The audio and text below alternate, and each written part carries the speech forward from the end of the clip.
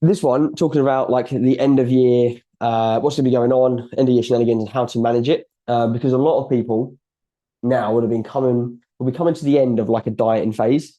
You might not be, but I'm thinking for the accelerated people, they're going into their last week next week. People that are doing one to one that have been with me for a fair bit, done like a post diet, a post summer diet. So managing your exit throughout that dieting phase is just as important as the actual dieting phase itself.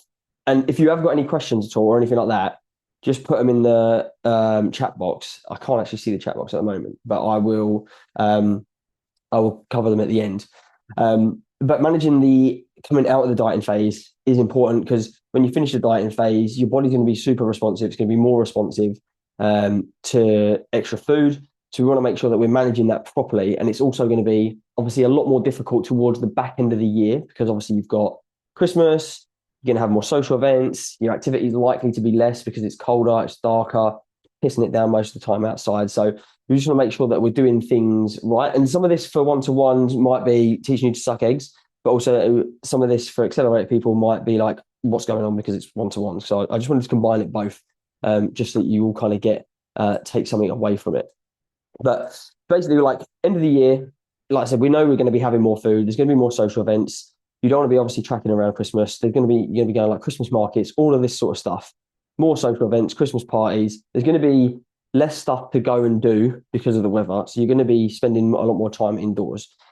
Mainly when you're indoors, obviously the main thing to do is like have some drinks, have more food. You're likely to be less active.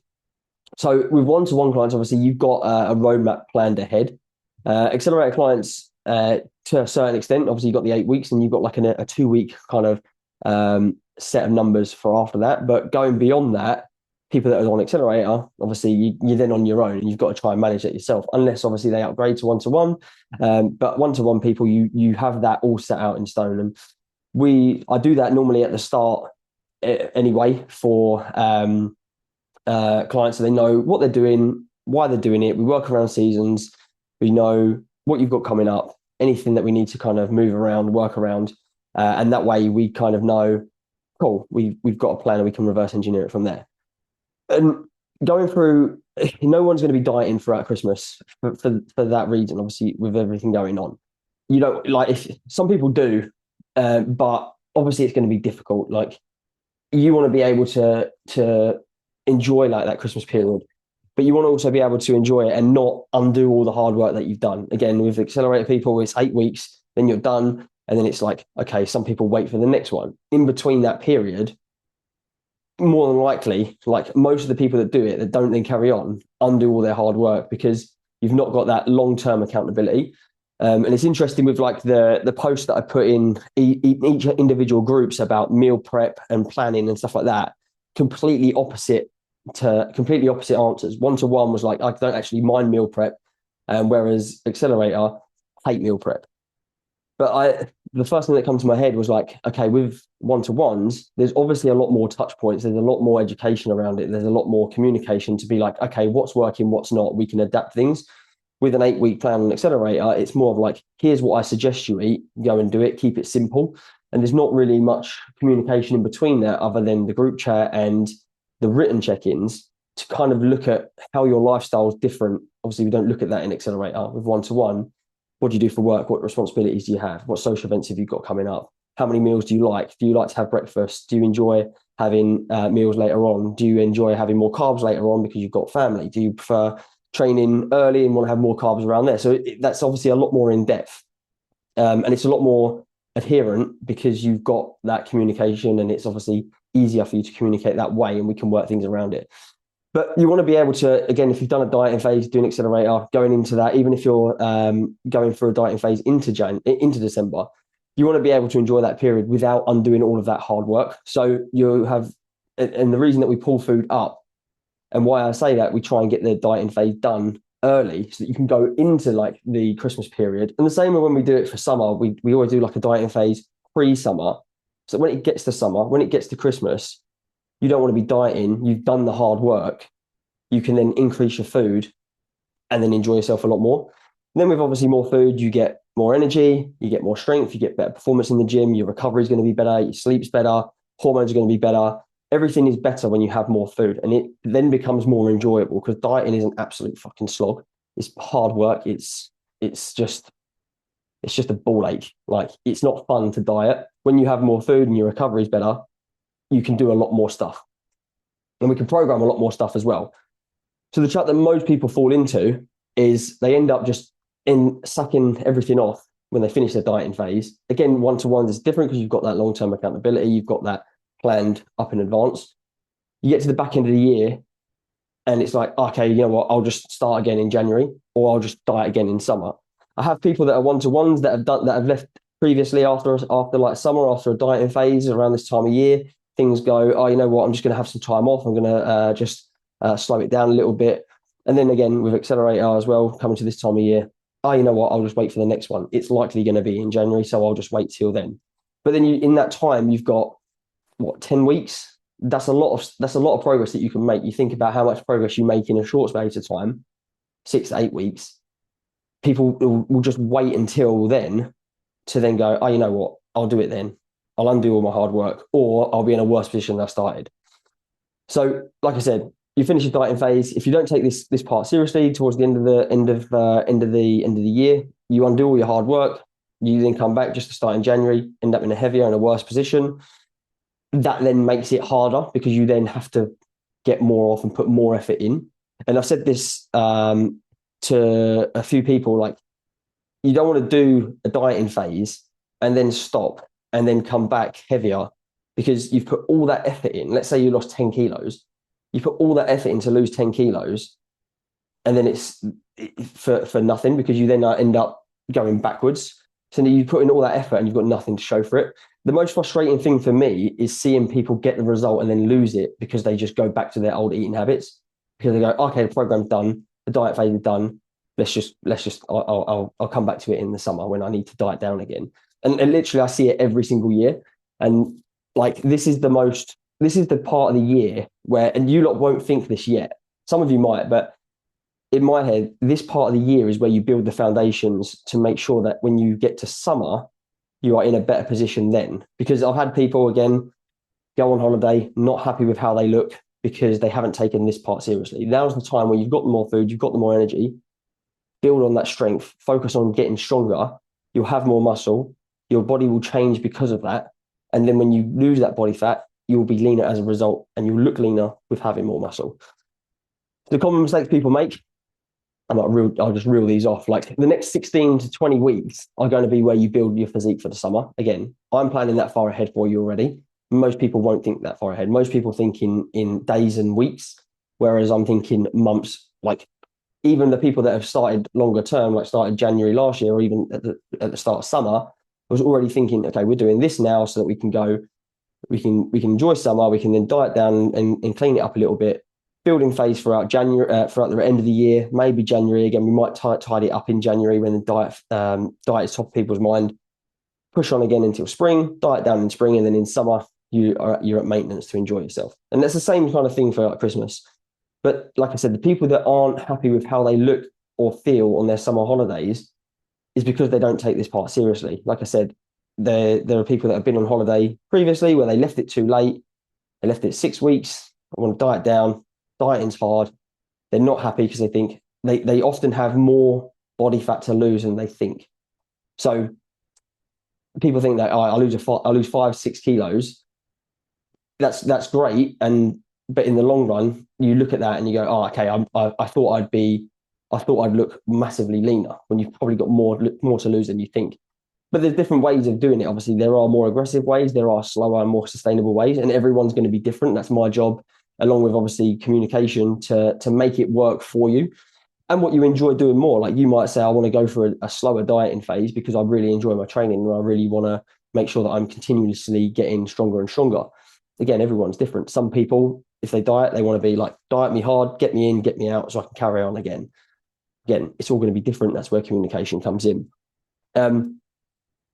So like, people don't spend time going through a phase of building muscle. Again, when you go through a muscle building phase, it takes longer than dropping down body fat. Dropping body fat is, you see something happen every day. You've got your photos, you've got your measurements, you've got your scale weight, you've got how your clothes fit. You see that happen pretty consistently from the get-go. When it comes to building muscle, you have to know that it's not going to be something that happens overnight. You might not notice something on a day-to-day basis, but think of it like investing. It's like if you put a little bit of if you put money in consistently and keep topping that up, you won't get a return on it the next day. You'll get a return on that in 6 months.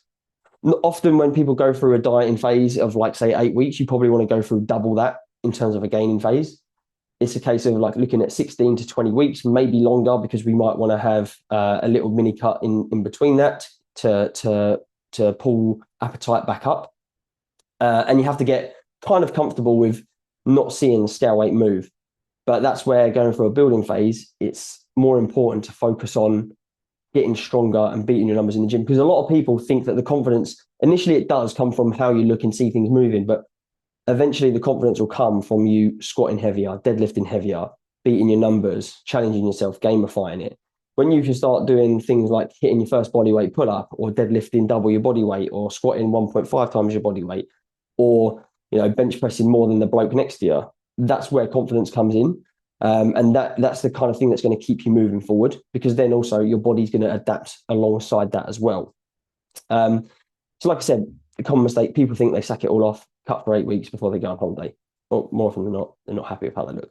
The more muscle you have, the leaner you're going to look. It's easier than dieting. And the easier the dieting phase is going to be. Normally, people's first dieting phase is the toughest, because you work hard to get most of the body fat off. And then when you do a second dieting phase, it's easier, it's quicker. Because you're leaner, you'll notice things happen in the mirror more quickly. And so you'll have more energy and you'll enjoy it more because you have more muscle. And then because you have more muscle, you'll be able to have more food. Having more muscle means you burn more calories at rest. Your metabolism's higher. Again, I've done an Instagram reel today that I recorded, and I'll go through this later on. But the people that have more muscle can put away loads of food. Like again, I'll go over this in another slide because I've got evidence of it as well. But people think that often it's their metabolism just drops off the cliff when they hit like 30, 35, 40. It actually stays the same until like your mid-50s or your 60s. It doesn't actually dip. It's only the fact that we get less active as we get older. We work more, we sit down more, we do less. We have less energy because of that. So it's not actually like metabolism slowing down. And obviously there are people that are different with that, going through like menopause or PCOS and stuff like that. There are going to be or thyroid issues. There are going to be anomalies to that. But for the most part, it's not a case of, oh, my metabolism is just broken. It's a case of you're probably just not moving enough. And strength training, having more muscle, is going to mean that your calories are going to be higher anyway. So that's why strength training is important. Again, with a lot of people doing accelerator, yes, we focus a lot on the nutrition and the activity side of things. That gets you started with those habits, but it's from there, okay, let's look at your programming. Let's look at getting you stronger. Let's get you out of just going in and doing classes and just going for runs. Let's get you lifting heavier, because that will be what keeps you coming back and what will keep you motivated in the long run. So these are like the people, like I said, about eating more food, having more muscle. Like I use myself as an example. Like I can stick away 3,500, 4,000 calories a day and stay lean. I've got other people up here like Mark, Pete, Liam, Sydney. No, Ollie is not on here, but Ollie's done accelerator. He's going into a gaining phase, and he won't put on any loads of body fat because he's pretty lean. But all of these people are now eating. Other than James, actually, he's still going through a dieting phase. But when he finishes his dieting phase, they'll all be up to a lot more food than what they think. 3,000 plus calories for all the blokes. And then I think for Sophie, it was like 2,500. And then for Sydney, we'll be going up to 2,400, 500 as well. But they're all doing that, and they're all having more food because they have more muscle. And you can see even they're eating more food on the right photos than they were on the left. And they look in better condition, which is why building muscle and having more muscle is super important. And that's why obviously that's why you've all got your personalized programming. That's why it's all like tailored to make sure that you are continuously progressing as well. So you won't get this from just doing like an 8-week dieting phase. You get this from doing a dieting phase and then focusing a lot of time on building muscle. Like Sophie can do RDL 100 kilo plus RDLs. Sydney is I think 52 kilos, but she can bench press 60. So like there's all strength gains there. I think Sophie also done a Tough Mudder recently. So, these are all strong people. and they have all gone through a dieting phase at some point. So focusing on like the journey to getting a good physique is the fat loss. Yes, the first one is going to be boring. Like I said, it's tedious, it's depressing. It's why a lot of people don't stick it out. And again, it's the same with Accelerator. They'll get to a certain week, normally week 4, because they think, you know what, I haven't seen massive amount of change by week 4. So what's the point? But it's normally when it gets to week 4 that you then start to see rapid visible progress. And I don't really show people their photos from week 1 to 2 to 3 until it gets to week 4. And I go, this is week 1, this is week 4, this is the difference. And I will keep, and with one-to-one clients, I will always refer back to your first photo, because sometimes it's like, oh, I don't feel like I've made much progress, because you look at it on a day-to-day or week-to-week basis. With all the daily weight graph, with your measurements, you can see things moving. You can see your strength going up, and you can see how you're different from like the very first photo that you started. Like I said, some people don't make past week 4. Some people need longer than 8 weeks. Some people need 8 months. I had a guy who got married in October. We've been doing a dieting phase since January. But again, we've gone through aggressive periods and we've gone through diet breaks and pulled it up, come back down again. And it's all been phased out based on stag do, bank holidays, and obviously coming in towards his wedding as well. So they're all different. Everyone's different. Some people prefer a slow burner, and some people prefer quicker and more aggressive. And then, like I said, with him, we went through maintenance, gaining phases. Coming to the end of that, we want people to go through gaining phases, because you can't diet forever. You can't sit on, like, again, if people will do an accelerator, or if they're in like week 7 or 8 of their dieting phase, then you know that they're low calories. You can't stick at that forever. You think about how like tired you're feeling, your performance levels in the gym. It gets difficult. It gets tough. It gets frustrating. So you want to make sure, and it's my job to kind of make you understand and help you to understand that going through gaining phases and building strength is part of the process. You're going to have periods where scale weight's not going to move as much, but then you might not move in terms of scale weight. But like I said, you might go from squatting 20 kilos to squatting 50 kilos or 60 kilos. But you wouldn't be able to do that if you're eating 1,100 calories every single day. You might be able to run better, perform better. You might be able to go out and do more steps because you're having more food. You'll physically feel more active, stuff like that. But again, most people get to the gaining phase and they get to the diet phase, end of the diet phase. They get to this time of year and they think, you know what? I'm gonna tone it. I'm gonna dial it back a little bit. I'll take it easy and I'll just crack on again when I go through another dieting phase before my holiday. And again, like I said, that they don't see much change. They get frustrated because they haven't taken this part seriously. And like I said, 99%. That's a made up number. I don't know that. I'm just going to say from the top of my head, most people will quit and regain body fat if they stop and they go back to their old eating habits. The gaining phase, like I said, is tough mentally because you naturally have to sacrifice those consistent scale weight drops in a bid to build muscle. And everyone with their daily weight graphs, you'll be able to see like peaks and troughs. You'll see phases where it stays the same a little bit and then it'll drop down. It might come up a little bit and then it'll drop down. It's just having that. And again, reflecting back on it, when you go through a maintenance and gaining phase, when you look back at where you started, the amount of body fat that you lost, and then seeing scale weight come up, but you still look leaner, more often than not, people want to look and feel better rather than look at a scale weight and go, oh, I want to hit that weight. Initially it is that, but then after a period of time, it's not. You probably want to have more muscle. You want to look more toned. You want to be able to lift heavier. You want to be able to like what you see in the mirror. You want to be able to fit in older clothes and stuff like that. Be confident when you go out to stand in the photos and all that sort of jazz. The second cut, like I said, a bit easier, faster, and you'll look leaner with all the new muscle that you've built as well. So here's what I would do. And again, most of you will be doing this anyway. If you come into the end of your dieting phase, I would spend now until spring going through a big graft of gaining phase, focusing on building strength, building size, getting as much muscle as you can. Like I said, you hold on to a little bit more body fat than usual. Most people will freak out and go, oh, I can see scale weight coming up. I need to diet down again. It's perfectly normal to see scale weight increase a little bit, but then it will and it should stabilize. And then if you didn't want to do that, or, you know, we go reassess in January and go, okay, cool. How are we looking? How are we feeling? You might go, oh, feeling like I'm holding a little bit more body fat than I want. Cool. We'll just do an optional like mini cut in January. Could be 3 weeks, could be 4 weeks. Nothing crazy, just to spike the appetite, just to get you feeling good again, and then we crack on again.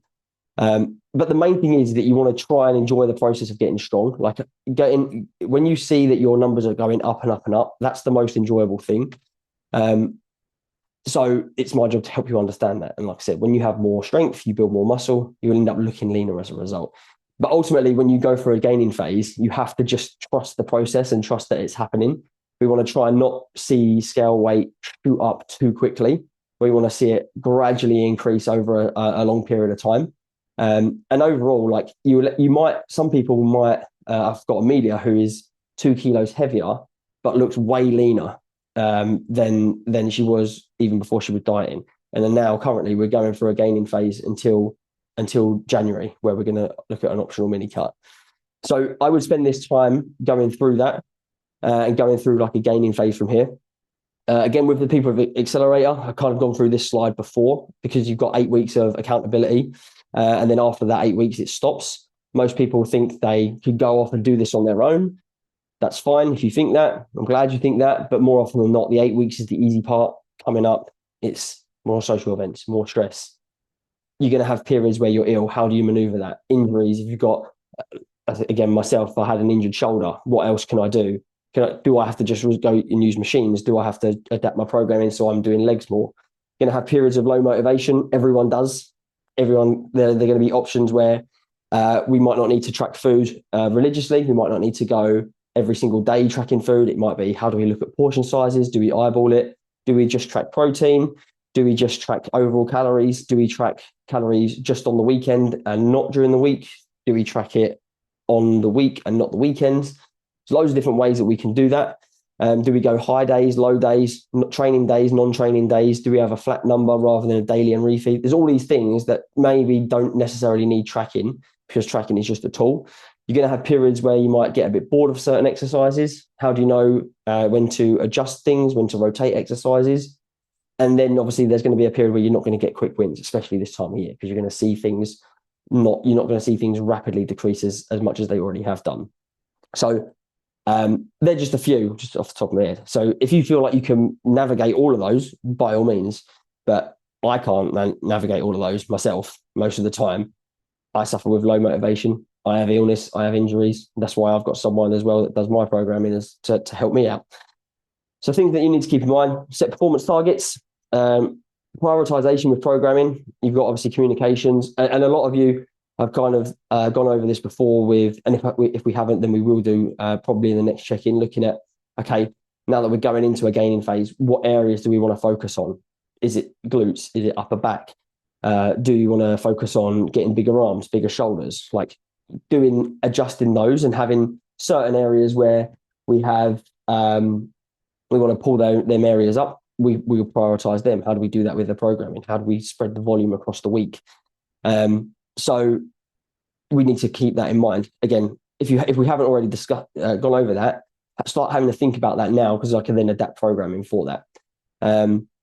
Like I said, things to keep in mind: keeping a flat rate of calories. Diet. If you're going for a maintenance and gaining phase, we want to when you're going through a dieting phase, it's okay to drop your calories down throughout the week and then compensating by having more on the weekend. When we go through a gaining phase, we don't want to be necessarily doing that, because we don't want to be dieting throughout the week and then binging on the weekend to kind of even it out. We want to be having like a flat rate and making sure we are actually eating enough throughout the week to build muscle, to get stronger, to have more energy, and that we don't then overdo it on the weekend and feel lethargic. Obviously, when you go for a gaining phase, you can be a lot more flexible with it.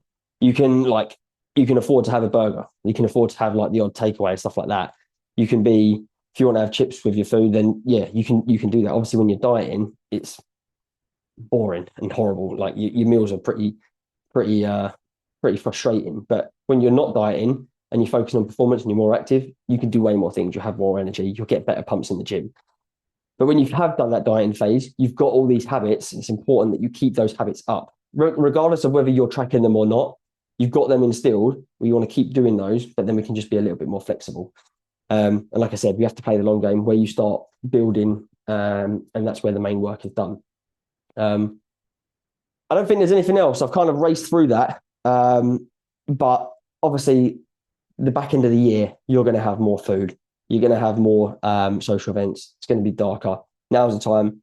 use that extra food, still be disciplined with your food, still eat the right foods. You know what right foods and not so good foods are. You can still have a mixture of both. But now is the time to start kind of focusing on your training. And if you are pretty new to training and training in the gym, now is the best time to start building that confidence up because it's going to be less busy. So when it comes to January, you know what you're doing, you're set, you're confident, rather than starting in January where it's fucking busy. It's a nightmare and you're not going to be able to get on anything. So yeah, hopefully that kind of helps. Does anyone have any questions or anything?